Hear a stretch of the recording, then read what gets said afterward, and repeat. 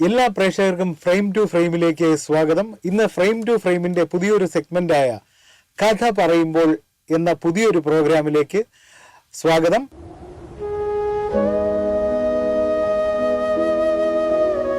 പൂന്തേനരുവി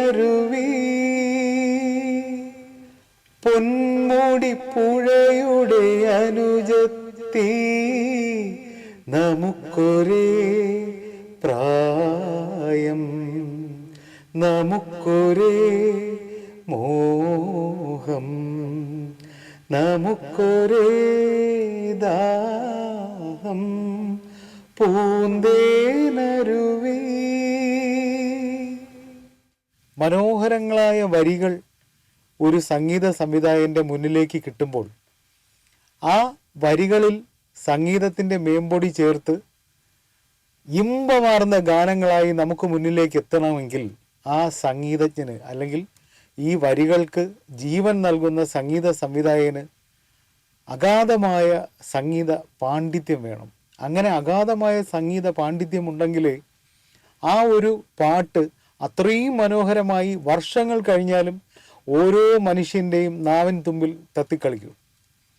അങ്ങനെ വളരെ അഗാധമായ സംഗീത പാണ്ഡിത്യമുള്ള സംഗീത ചക്രവർത്തി എന്ന് നമ്മൾ കിരീടം ചാർത്തി കൊടുത്ത നമ്മുടെ പ്രിയപ്പെട്ട സംഗീത സംവിധായകൻ, എക്കാലത്തെയും മലയാളത്തിലെ ഏറ്റവും വലിയ സംഗീത സംവിധായകനായ ശ്രീ ജി ദേവരാജൻ മാഷ്.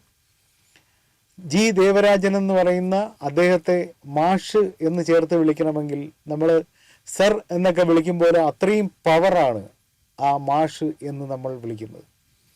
സംഗീതത്തിൻ്റെ ഊടും പാവും നമുക്ക് മുന്നിലേക്ക് കാട്ടിത്തന്ന പല തരത്തിലുള്ള പാട്ടുകൾ, പല രീതിയിലുള്ള പാട്ടുകൾ, സങ്കടപ്പെടുത്തുന്ന പാട്ടുകൾ, സന്തോഷിപ്പിക്കുന്ന പാട്ടുകൾ, ചിന്തിപ്പിക്കുന്ന പാട്ടുകൾ, ഇതെല്ലാം നമുക്ക് നൽകിയ ജി ദേവരാജൻ മാഷ്.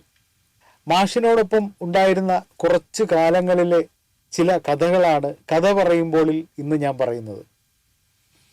തിരുവനന്തപുരത്ത് കരമനയാറിൻ്റെ തീരത്ത് ഒരു ബിൽഡിംഗ്, ആ കെട്ടിടത്തിലെ ഒരു ഫ്ലോറിലാണ് മാഷ് കുറേ കാലം താമസിച്ചത്. അപ്പോൾ മാഷിനൊരു സന്തത സഹചാരി ഉണ്ടായിരുന്നു, മധു എന്ന് പറയുന്ന ഒരു ചലച്ചിത്ര പ്രവർത്തകൻ. അദ്ദേഹമായിരുന്നു മാഷിനോടൊപ്പം മാഷിൻ്റെ എല്ലാ കാര്യങ്ങൾക്കും കൂട്ടായി മാഷിനോടൊപ്പം ഉണ്ടായിരുന്നത്. ഈ മധു എന്ന് പറയുന്ന അദ്ദേഹത്തിന് ചലച്ചിത്ര സംബന്ധമായ എന്തോ വലിയ തിരക്കുകൾ വന്നു. അങ്ങനെ അദ്ദേഹത്തിന് ചെന്നൈയിലേക്ക് പോകേണ്ടി വന്നു. അപ്പോൾ പ്രശസ്ത നിശ്ചല ഛായാഗ്രാഹകനും സിനിമ ചരിത്രാന്വേഷിയുമായ ശ്രീ ആർ ഗോപാലകൃഷ്ണൻ, അദ്ദേഹം കേരളത്തിലെ അറിയപ്പെടുന്നൊരു നിശ്ചല ഛായാഗ്രാഹകനും സിനിമയുടെ ചരിത്രം അന്വേഷിച്ച് അതിൻ്റെ എൻസൈക്ലോപീഡിയ തയ്യാറാക്കുന്ന ഒരു വ്യക്തിയുമാണ് ശ്രീ ആർ ഗോപാലകൃഷ്ണൻ. അദ്ദേഹം എൻ്റെ ഗുരുനാഥൻ കൂടിയാണ്. അദ്ദേഹം എന്നോട് ചോദിച്ചു, കുറച്ചു നാൾ മാഷിനോടൊപ്പം മാഷിനൊരു കൂട്ടായി കരമന പോകാൻ കഴിയുമോ എന്ന് ചോദിച്ചു. ഞാൻ പറഞ്ഞു, അത് അങ്ങനെ പോകാൻ പറ്റുമോ എന്ന് ചോദിക്കുന്നതിന് മുമ്പ് തന്നെ മനസ്സുകൊണ്ട് നമ്മൾ അത്ഭുതപ്പെടുകയാണ്. കാരണം എത്രയോ ഗാനങ്ങൾ മലയാളികൾ ഒരിക്കലും മറക്കാത്ത, ഈ ഭൂലോകം ഉള്ളിടത്തോളം കാലം നമ്മുടെ മനസ്സിൽ ഓടി വരുന്ന ഒരുപാട് ഗാനങ്ങൾ എല്ലാം, അതിലെ ഏറ്റവും മനോഹരങ്ങളായ ഗാനങ്ങൾ ഉണ്ടാക്കിയിട്ടുള്ള ആൾ ജി ദേവരായ മാഷാണ്. നമ്മളെ അത്ഭുതപ്പെടുത്തും, ഈ മനുഷ്യനാണോ ഇത്രയും ഇമ്പമാർന്ന അല്ലെങ്കിൽ വ്യത്യസ്തങ്ങളായ പാട്ടുകൾ ഉണ്ടാക്കിയതെന്ന്. അതുപോലെ സംഗീതത്തിൽ ഇത്രയും അഗാധ പാണ്ഡിത്യം.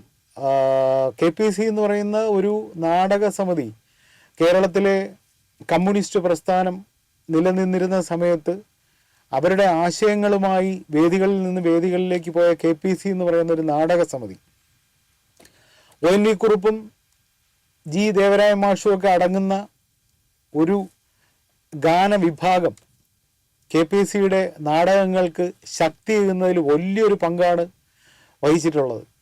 അതിൽ നമ്മൾ കേട്ടിട്ടുണ്ട് ഇപ്പോൾ പ്രശസ്തമായ നാടകങ്ങൾ, തുഞ്ചം പറമ്പിലെത്തത്തെ വരൂ എന്ന് തുടങ്ങുന്ന ആ മനോഹരമായ നാടകഗാനം ഇപ്പോഴും ചില മുത്തശ്ശന്മാരും മുത്തശ്ശിമാരും ഒക്കെ അവരുടെ കൊച്ചുമക്കൾക്ക് പാടിക്കൊടുക്കുന്നത് നമ്മൾ കേൾക്കാറുണ്ട്. അപ്പോൾ അന്ന് തുടങ്ങിയ ആ സംഗീത സബര്യ അദ്ദേഹം ധാരാളം കച്ചേരികൾ നടത്തിയിട്ടുണ്ട്. അപ്പോൾ അതുപോലെ ONV കുറുപ്പ് സാറും ജി ദേവരായ മാഷും ഒക്കെ നാടക രംഗത്ത് നിന്ന് ONV സാർ പാട്ടെഴുതിയും ദേവരായ മാഷ് സംഗീതം ചെയ്തും പാടിയുമൊക്കെ അങ്ങനെ തുടങ്ങി വയലാർ ദേവരാജൻ ടീം അങ്ങനെ തുടങ്ങി വലിയ വലിയ പാട്ടുകൾ, വലിയ വലിയ സിനിമകൾക്ക് വേണ്ടി ഹിറ്റുകളായ അനേകം പാട്ടുകൾ നമുക്ക് കേൾക്കാൻ കഴിയും.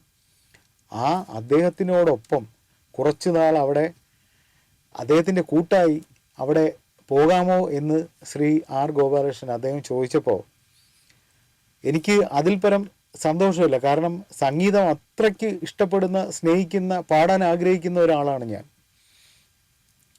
അങ്ങനെ ഗോപാലകൃഷ്ണൻ ചേട്ടൻ എന്നെയും കൊണ്ട് മാഷിനടുത്തേക്ക് എത്തുന്നു. അപ്പം മാഷിൻ്റെ ഒരു പ്രകൃതം എന്ന് പറയുന്നത് അനേകം പേർക്ക് അറിയില്ല. സിനിമയിൽ അക്കാലത്ത് ഉണ്ടായിരുന്ന ആൾക്കാർക്കും അദ്ദേഹമായിട്ട് അടുത്ത് ഇടപഴകാൻ ഭാഗ്യം ലഭിച്ചവർക്കും അറിയാം. അദ്ദേഹം ഒരു വലിയ ശബ്ദത്തിൽ സംസാരിക്കുകയും ചെയ്യുന്ന ഒരാളല്ല, വളരെ പതിഞ്ഞ ശബ്ദത്തിൽ സംസാരിക്കുന്ന ഒരാളാണ് ദേവരായ മാഷ്. അങ്ങനെ ഞാൻ മാഷിനോടൊപ്പം വൈകുന്നേരം കോളേജെല്ലാം കഴിഞ്ഞതിന് ശേഷം ഞാൻ അവിടെ എത്തുന്നു, മാഷുമായിട്ട് സംസാരിക്കുന്നു. അപ്പോൾ അതുവരെ അവിടെ മാഷിന് ആഹാരം ഒക്കെ വയ്ക്കാനും അവിടുത്തെ വസ്ത്രങ്ങളൊക്കെ അലക്കി എല്ലാം സെറ്റ് ചെയ്യാനും ഒക്കെ അവിടെ ഒരു ചേച്ചി സഹായത്തിനായിട്ടുണ്ട്.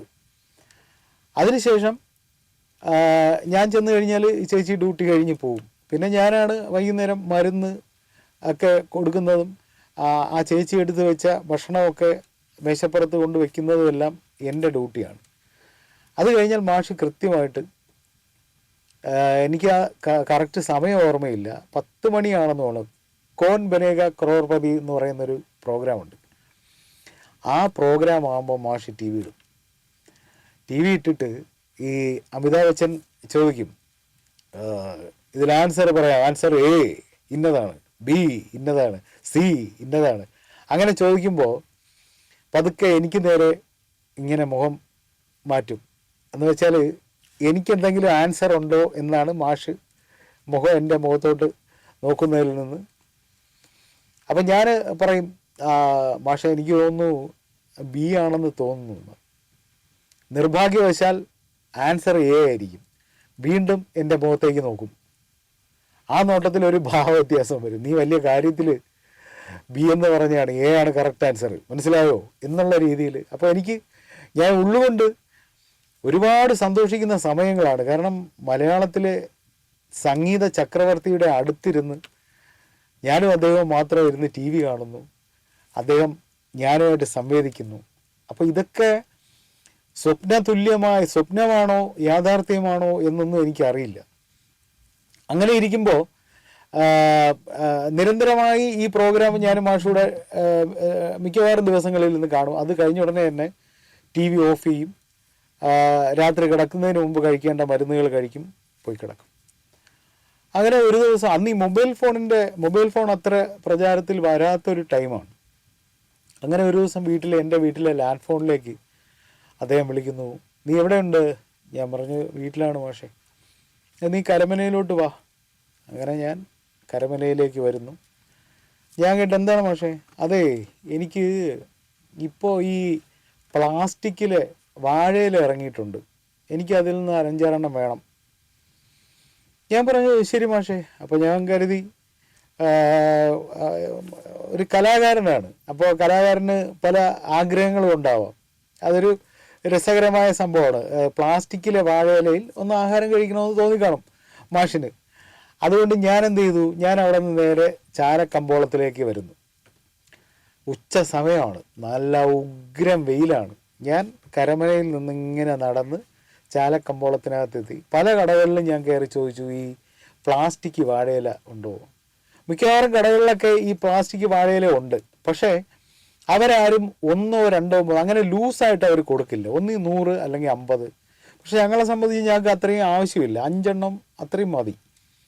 അങ്ങനെ ഞാൻ ഒരു കടയിൽ കയറി ഞാൻ കള്ളം പറഞ്ഞു. ഞാൻ 5 കിട്ടാൻ വേണ്ടി ഒരു കള്ളം പറഞ്ഞു. ഞാൻ പറഞ്ഞ് എനിക്കൊരു 5 ഇല തരണം, ഇത് വലിയൊരു ഫംഗ്ഷന് ഇത് കാണിച്ച് ഓർഡർ എടുക്കാനാണ്. ഓർഡർ എടുത്തു കഴിഞ്ഞാൽ ഇവിടെ നിന്ന് തന്നെ 500ഓളം വാഴയില ഞാൻ വാങ്ങിക്കൊള്ളാം.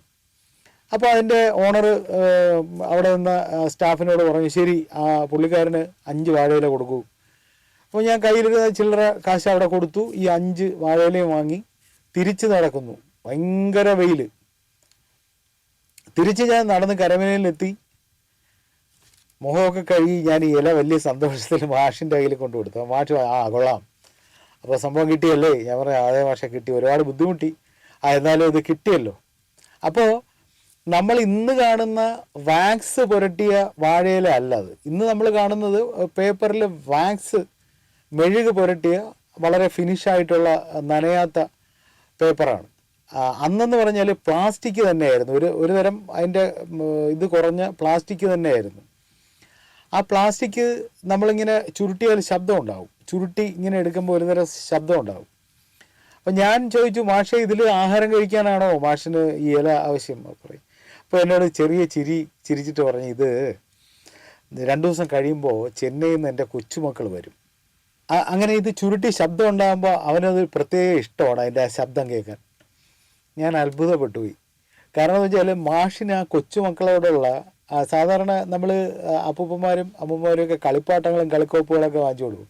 അപ്പോൾ ആ കുഞ്ഞുമോൻ്റെ ഒരു പ്രത്യേക ഇഷ്ടം, കൊച്ചുമോൻ്റെ ഒരു പ്രത്യേക ഇഷ്ടം അവൻ ഈ പ്ലാസ്റ്റിക് ചുരുട്ടി കളിക്കുമ്പോൾ എന്നെ അത്ഭുതപ്പെടുത്തിയ ഒരു കാര്യമാണത്. മാഷ് ആ വാഴയില സംഘടിപ്പിച്ച് കൊച്ചുമോനായിട്ട് വെച്ചത്. അതുപോലെ മറ്റൊരു കാര്യം, വേറൊരു ദിവസം ഇതുപോലെ എന്നെ വിളിച്ചിട്ട് പറഞ്ഞ് നമുക്ക് പരവൂർ വരെ പോകണം.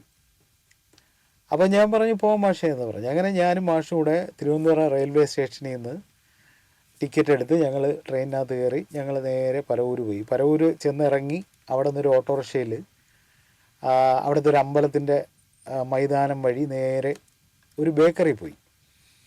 അപ്പം മാഷിന് ഈ മധുരം കഴിക്കാൻ പാടില്ല, പ്രമേഹത്തിൻ്റെ ഒരു ചെറിയ അസ്കിത ഉള്ളതുകൊണ്ട് മധുരം കഴിക്കാൻ പാടില്ല.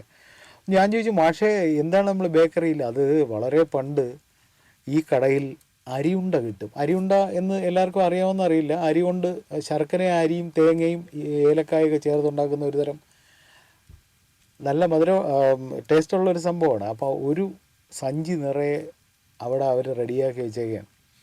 തിരുവനന്തപുരത്തോട്ട് പോകുമ്പോൾ ഇത് കൊണ്ടുപോകണം. ഞാൻ പറഞ്ഞു, ശരി മാഷേ. പിന്നെ നേരെ മാഷിൻ്റെ ഒരു ബന്ധത്തിലുള്ള ഒരാളുടെ വീട്ടിൽ പോയി. അവിടെ ഒരാൾ വാർദ്ധക്യ സഹജമായ അസുഖം മൂലം ബെഡിലാണ്. അവിടെ ചെന്ന് നാടൻ ഭക്ഷണമൊക്കെ കഴിച്ച് മാഷ് കുറച്ച് നേരം മയങ്ങി. അതിനുശേഷം ഞങ്ങൾ തിരിച്ചു വന്നു. വരുന്ന വഴിക്കാണ് രസകരമായ ഒരു സംഭവം ഉണ്ടായത്. ഈ ഞങ്ങളിങ്ങോട്ട് വരുന്ന സമയത്ത് ഏതോ ഒരു സ്റ്റേഷനിൽ ഇങ്ങനെ വണ്ടി നിർത്തിയപ്പോൾ ജനലിലൂടെ മാഷ് ഇരിക്കുന്നത് കണ്ടു. അപ്പോൾ ഒരാൾ ഓടി ആ കമ്പാർട്ട്മെൻറ്റിനകത്ത് കയറി.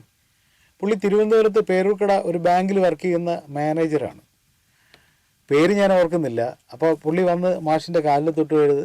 അങ്ങനെ അപ്പം മാഷിൻ്റെ സ്വഭാവ രീതികൾ മാഷിനെ അറിയാമെന്നുള്ളവർക്കൊക്കെ വളരെ വ്യക്തമായിട്ട് അറിയാമെന്നുള്ള. കുറേ നേരം ഇദ്ദേഹം ഇങ്ങനെ ഇരുന്ന് നമസ്കാരം മാഷേ എന്നൊക്കെ പറഞ്ഞ് മാഷ പറഞ്ഞു. മാഷിനോട് ഇദ്ദേഹം ചോദിക്കുകയാണ്, മാഷേ ഈ വയലാറ് സിഗരറ്റിൻ്റെ കവറിൽ മാഷിന് ഗാനം എഴുതി തന്ന് മാഷ് അതിൽ നോക്കി ചിട്ടപ്പെടുത്തി എന്ന് ഞാൻ കേട്ടിട്ടുണ്ട് എന്ന് പറഞ്ഞു. അപ്പോൾ മാഷ് ഇങ്ങനെ സൈലൻ്റായിട്ട് ജനലിലൂടെ പുറത്തോട്ട് നോക്കിക്കൊണ്ടിരുന്നു. വീണ്ടും മാഷെ അങ്ങനെ സംഭവിച്ചിട്ടുണ്ടോ എന്ന് ഇദ്ദേഹം ചോദിച്ചപ്പോൾ മാഷ് തിരിഞ്ഞു പറഞ്ഞു, നിങ്ങൾ അദ്ദേഹത്തോട് പോയി ചോദിക്കൂ, അത് വയലാറിനോട് പോയി ചോദിക്കൂ അങ്ങനെ സംഭവിച്ചിട്ടുണ്ടോ എന്ന് പറഞ്ഞിട്ട് പിന്നെ ഒന്നും മിണ്ടാതെ സൈലൻ്റായിട്ടിരുന്നു.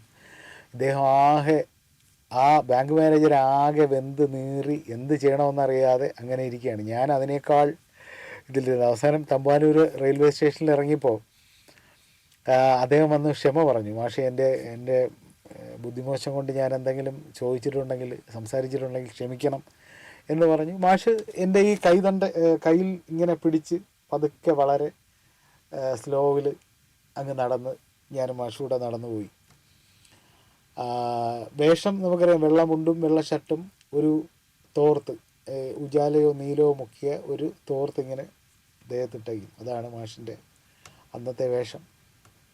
അങ്ങനെ മാഷുമായിട്ട് ഒത്തിരി കാര്യങ്ങൾ. പക്ഷേ എനിക്ക് ഏറ്റവും കൂടുതൽ അത്ഭുതം എന്ന് പറയുന്നത് പാട്ടിനെക്കുറിച്ചോ സംഗീതത്തെക്കുറിച്ചോ മാഷ് ഒരു കാര്യം സംസാരിക്കുകയോ ഒരു മൂളിപ്പാട്ട് പാടുന്നതോ അവിടെ കേട്ടിട്ടില്ല. അതാണ് എന്നെ അത്ഭുതപ്പെടുത്തിയ ഒരു കാര്യം. മാഷ് എപ്പോഴും ചിന്തകളിലാണ്. ഇടയ്ക്ക് കാസറ്റിൻ്റെ കവറുകളിൽ പാട്ട് രേഖപ്പെടുത്തി വെക്കാനായിട്ട് എൻ്റെ അടുത്ത് പറയും. മാഷ് പറഞ്ഞു തരും, ഞാൻ അവിടെ ഇരുന്ന് ആ പാട്ടുകൾ 1, 2, 3 അങ്ങനെ ലിസ്റ്റ് ചെയ്ത് എഴുതും. ഇതൊക്കെയാണ് അവിടുത്തെ കാര്യങ്ങൾ. അപ്പോൾ എൻ്റെ ലൈഫിൽ എനിക്ക് മറക്കാൻ പറ്റാത്തൊരു സംഭവം, എൻ്റെ മരണം വരെ എനിക്ക് മറക്കാൻ പറ്റാത്തൊരു കാര്യമാണ് മലയാളത്തിൻ്റെ സംഗീത ചക്രവർത്തിയായിട്ട് കുറച്ച് സമയം അല്ലെങ്കിൽ കുറച്ച് ദിവസങ്ങൾ എനിക്ക് അവിടെ കഴിയാൻ പറ്റിയത്.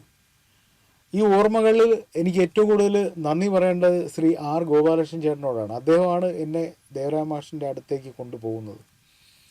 അവിടെ വെച്ച് പിന്നെ ഒരു കാര്യം, മലയാളത്തിൻ്റെ ഇപ്പോഴത്തെ പ്രശസ്ത സിംഗേഴ്സായ വിധു പ്രതാപ്, പിന്നെ സുദീപ്, അങ്ങനെ ഒരുപാട് പേര്, നമ്മുടെ ഗോപൻ ചേട്ടൻ, മണക്കാട് ഗോപൻ, അങ്ങനെ ഒരുപാട് പേര് മാഷിൻ്റെ പന്തളം ബാലൻ എന്ന് പറയുന്ന നമ്മുടെ പ്രിയപ്പെട്ട ബാലൻ ചേട്ടൻ, അങ്ങനെ ഒരുപാട് പേര് മാഷിൻ്റെ ശിഷ്യന്മാരായി അവിടെ വരാറുണ്ട്.